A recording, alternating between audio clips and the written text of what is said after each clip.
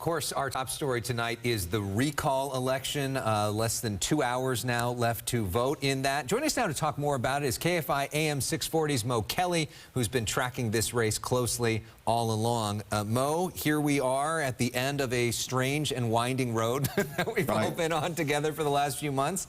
As this recall process wraps up, your big thoughts tonight. Well, I think if anything, it's woken up the Democratic Party. They needed to come out and resoundingly show themselves in support of Gavin Newsom, not for only the state, but for the party writ large, because we have to start thinking about the midterms. And if Gavin Newsom were to go down here, we would also have to look at the prospect of the Democrats possibly losing a Senate seat if Senator Feinstein were to retire. So there's a lot at stake here at this time, in this moment. So, Mo, the polls are showing that Governor Newsom is going to fend off this recall election, but Republicans are saying to me tonight, hold on, wait a minute, wait for all the results to come in. What do you say to that?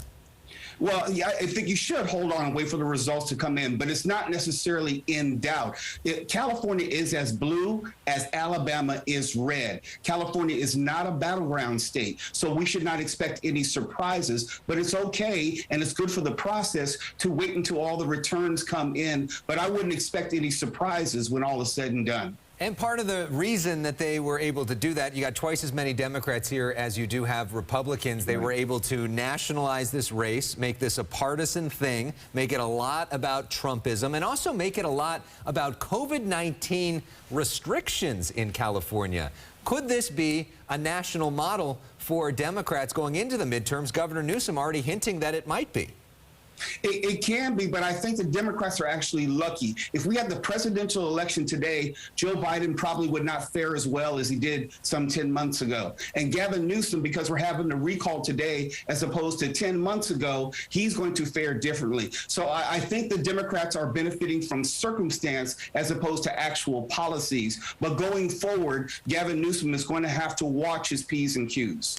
What do you make of us even getting to this point of having a recall election, the second ever in our state? I mean, we are a country divided on a lot of issues.